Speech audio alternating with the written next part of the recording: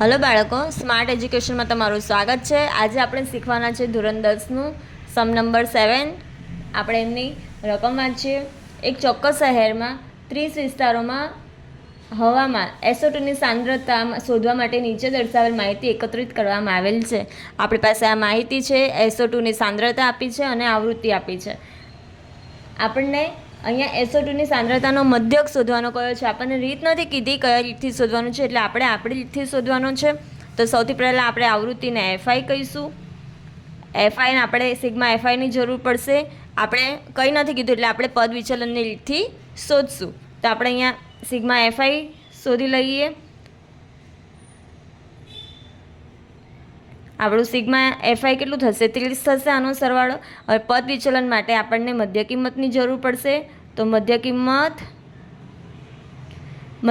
માટે શું કરવાનું બાળકો? આ બંનેનો સરવાળો ભાગ્યા 2 કરવાના। તો આ તો 0.00 છે પ્લસ એમાં 0.4 ઉમેરીએ તો ભાગ્યા 2 કરીએ તો આપણને શું મળશે? 0.02। પછી 8 ને 4 12, તો 12ના અડધા કેટલા થશે? 6, એટલે 0.06। એવી રીતે આપણે કેટલા ઉમેરતા જઈશું। અહીંયા જેટલો ગેપ હોય તેટલા આપણે ઉમેરવાના હોય। તો અહીંયા 0.00થી લઈને 0.04 સુધી જવાનું છે, એટલે આપણને કેટલાનો તફાવત મળે છે? 0.04નો। એટલે આપણે બધા 4 એડ કરશું તો આપણે અહીંયા શું થઈ જશે? 0.10, 14, 18 અને 22। આમાં આપણે એ ધારી લઈશું બને ત્યાં સુધી વચ્ચેના નંબરને ધારવાનું। આપણે 0.10ને એ ધારી લઈએ। હવે આપણે અહીંયા XI શોધશું। XIનું સૂત્ર મૂકી દઈએ, UI શોધશું। UIનું સૂત્ર મૂકી દઈએ, XI - A છેદમાં H। તો એ ધારેલો છે એને 0 આપશું તો અહીંયા ઉપર -1, -2, 1, 2 અને 3। અહીંયા આપણે FI UI કરશું। FI UI એટલે FI અને UIનો ગુણાકાર। 4 દુ 8 કેવા? માઇનસમાં 9 એકા 9, -9, 9 ગુણ્યા 0 એટલે 0, 2 એકા 2, 4 દુ 8 અને 2 તરી 6। માઇનસવાળાનું પ્લસ કરશું।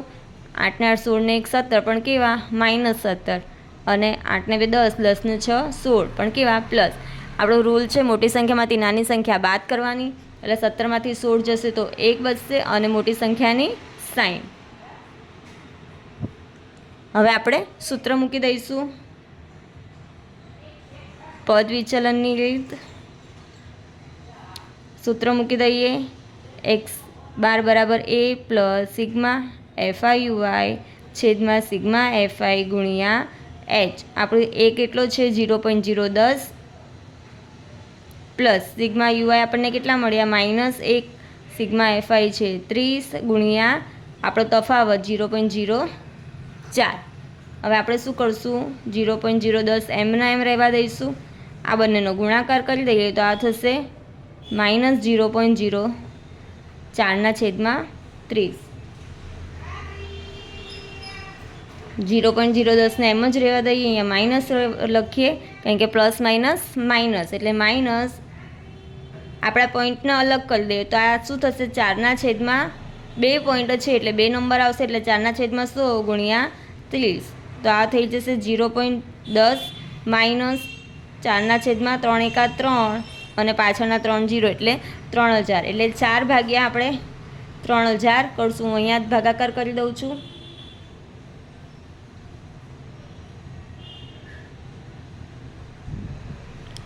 શું છે? 4 ભાગ્યા। હવે બાળકો અહીંયા કન્ફ્યુઝ થાય છે કે આપણે અહીંયા કયો નંબર લઈએ ને અહીંયા કયો નંબર લઈએ। આ મોટી સંખ્યા છે તો એને અહીંયા લેશે અને આ નાની સંખ્યા છે તો અહીંયા, પણ આનો મતલબ આવો થાય। આપણે બોલીએ જ છે શું? 4 ભાગ્યા 3000 એટલે 4 ભાગ્યા 3000 આમ લેવાના છે। અહીંયા 3000 નથી લખવાના, 3000 અહીંયા આવશે। જે છેદમાં હોય તે અહીંયા આવે, અંશમાં હશે તે અહીંયા, ભલે નાની સંખ્યા હોય તો પણ।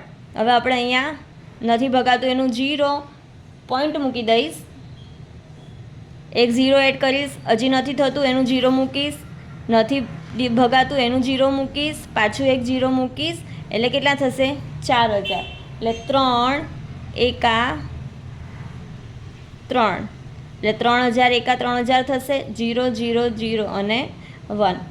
પડી સમજ? હવે હું આગળ લખવા હશે તો આપણે 0 એડ કરીને મૂકી શકીએ, 1 0 એડ કરીને 3 તરી 9, પણ આ 10,000માંથી 9,000 જશે તો 1,000, એટલે આ આમ કન્ટિન્યુ ચાલશે. હવે તો આપણે ડાયરેક્ટ ખાલી આપણે 3 નંબર સુધી લઈએ તો પણ ચાલશે, 0.001.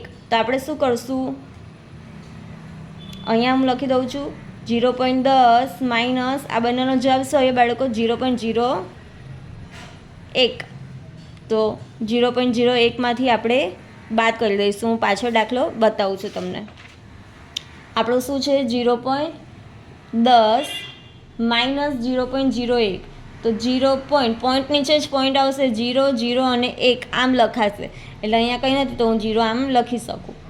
પોઈન્ટ નીચે પોઈન્ટ લખાવવું જોઈએ. 0માંથી 1 બાદ ન થાય એટલે 10 કો લેવાનો, તો અહીંયા 9 બચશે અને અહીંયા 0. 10માંથી 1 જશે તો 9, 9 ના 9 અને આ 0 પોઈન્ટ, તો આપણો જવાબ આવશે 0.999.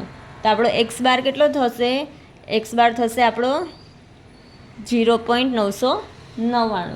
બને ત્યાં સુધી આપણે આ નંબર જે હોય પ્લસ માઇનસનું એ રહેવા દેવાનું અને અહીંયા જે ભાગાકારની પ્રોસેસ થતી હોય તે પૂરી કરવાની, જેનાથી આપણો દાખલો કરવામાં સરળ રહેશે. પડી સમજ બાળકો? હવે આપણે આગળનો દાખલો જોઈએ, દાખલા નંબર 9. દાખલા નંબર 9 એટલા માટે કે દાખલા નંબર 8 છે એ અસતત આવૃત્તિ છે, એટલે આપણે પહેલાં બધા એક સરખા કરીએ.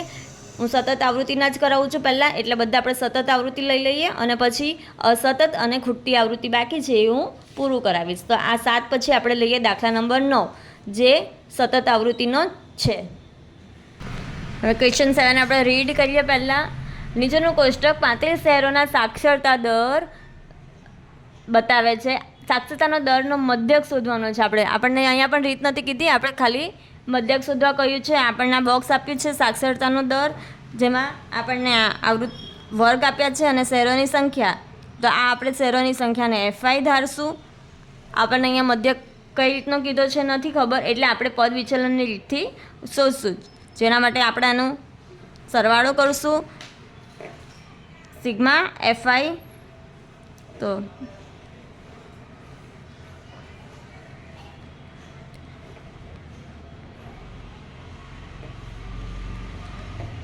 કેટલું થશે આપણું? 35 થશે. સિગ્મા FI કેટલી મળી આપણને? 35. આપણને પદ વિચલન માટે મધ્ય કિંમતની જરૂર પડશે, તો આપણે અહીંયા લખી દઈશું મધ્ય કિંમત. મધ્ય કિંમત આપણે શું કરશું મધ્ય કિંમત માટે? આ બંનેનો સરવાળો ભાગ્યા 2, તો 45 પ્લસ 55 ભાગ્યા 2 કરશું તો આપણને મળશે 50. 45 પ્લસ 55 એટલે 100 થાય, 100 ભાગ્યા 2 એટલે 50. તેવી જ રીતે આપણે અહીંયા બધામાં આનો ગેપ ઉમેરતા જશું, એટલે અહીંયા 10 10નો ગેપ છે તો અહીંયા પણ 10 10 થશે. હવે આપણે વચ્ચેના નંબરને એ ધારી લઈએ, તો આપણે 70ને એ ધારી લઈશું. હવે આપણે અહીંયા UI જોઈશે, તો XI માઇનસ એ છેદમાં એ જ એ ધારેલું છે અને 0 લખશું, તો ઉપર 1 અને -2 અને 1 અને 2. આપણને અહીંયા સિગ્મા FI UI જોઈશે, એટલે FI અને UI નો ગુણાકાર કરશું અહીંયા. તો 3 દુ 6, 10 એકા 10, 0 ગુણ્યા 11 એટલે 0, 8 એકા 8 અને 3 દુ 6.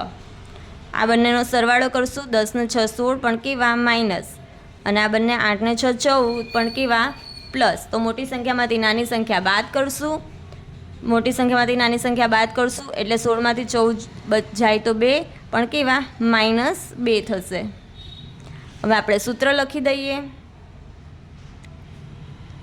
x બાર બરાબર a plus sigma FI UI છેદમાં સિગ્મા FI ગુણ્યા h. એ આપણો કેટલો છે? 70 પ્લસ સિગ્મા FI UI આપણને કેટલું મળ્યું? -2.